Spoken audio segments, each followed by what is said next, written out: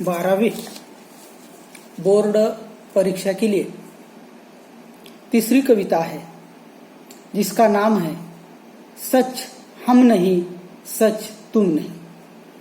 और ये कविता लिखी हुई है डॉक्टर जगदीश गुप्ता। और डॉक्टर जगदीश गुप्ता जी ने इस कविता में बताया हुआ है कि इंसान के जीवन में संघर्ष आता ही है और उसके जीवन में कितनी भी कठिन परिस्थिति क्यों ना आए उसी का सामना उसने करना चाहिए। अगर वह सामना वह नहीं कर सकता तो उसी का जीवन जीवन है क्या, यही बात इस कविता के माध्यम से इस गुप्ता जी ने यहाँ पर हमें बताई हुई है। तो उसी का पहला परिच्छेद यहाँ पर हम देखते हैं। सच हम नहीं सच तुम नहीं।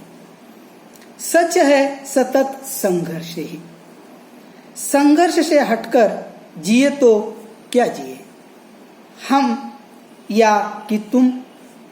जो नत हुआ, नत यानी झुका हुआ, वह मृत हुआ जो रुंत से झरकर कुसुम। जो पंत भूल रुका नहीं, जो हार देख झुका नहीं। जिसने मरण को भी लिया वो जीत। है जीवन वही, सच हम नहीं सच तुम नहीं। इसी का इस परिच्छेद का अर्थ यहाँ पर गुप्ता जी यहाँ पर बताते हैं, ना मेरी बात सच है ना तुम्हारी। और सच तो निरंतर संघर्ष की बात है और इंसान ने हमेशा संघर्ष करना ही चाहिए। संघर्ष ही इंसान का सही जीवन है, सच्चा जीवन है।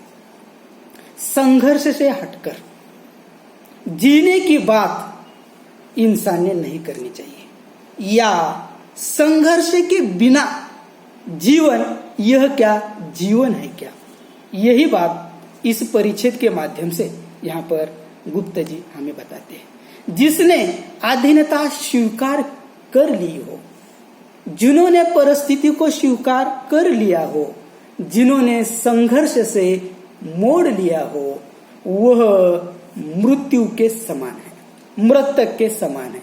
मरना ही उससे बहुत ही अच्छी बात है, या मरना ही उससे आसान है।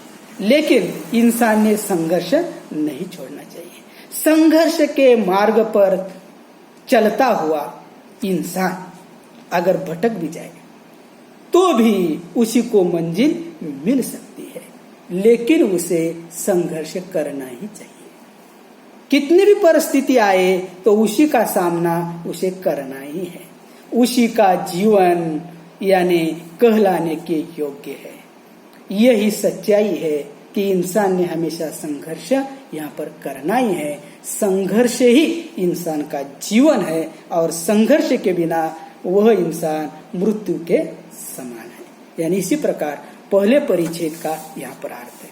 दूसरा परिच्छेद इसी प्रकार का है, ऐसा करो जिससे न प्राणों में कहीं जड़ता रहे, जो है जहां चुपचाप आपने आप से लड़ता रहे।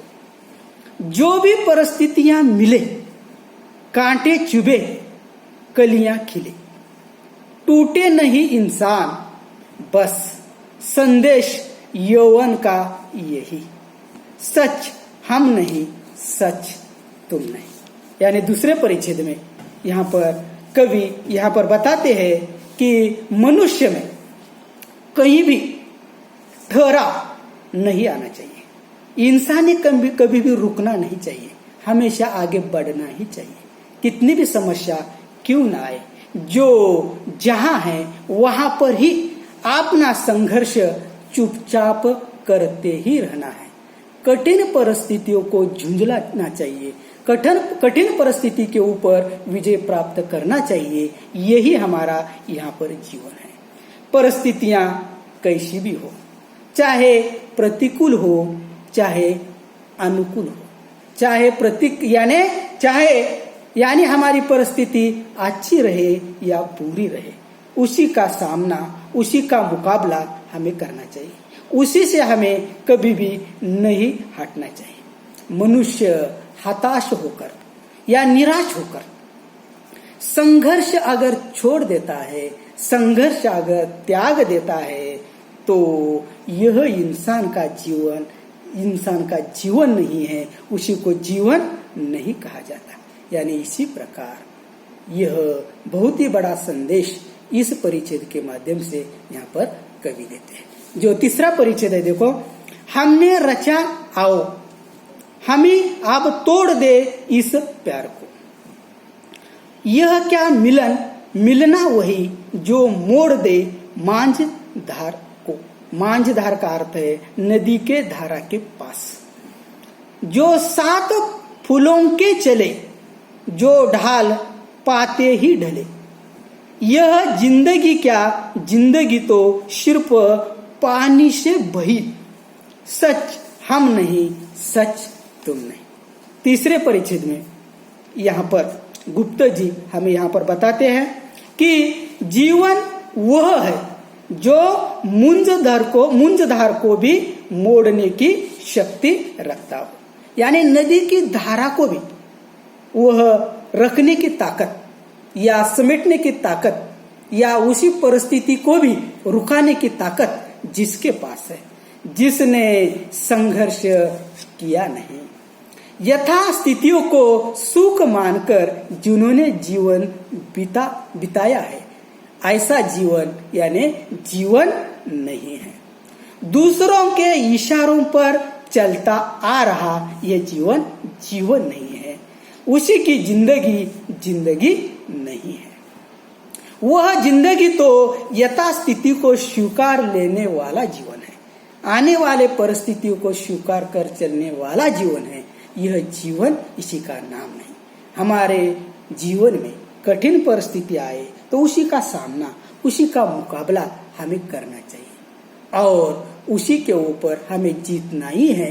कितना भी संघर्ष अगर हमें करना पड़े, तो यही मनुष्य के जीवन का सही अर्थ है और यही इंसान का सही जीवन है। जिसमें संघर्ष का नामो निशान नहीं, वह जीवन नहीं है। यानी संघर्ष ही इंसान का जीवन है, यही इंसान की सच्चाई है। संघर्ष करने वाला इंसान कभी भी पीछे नहीं हटता।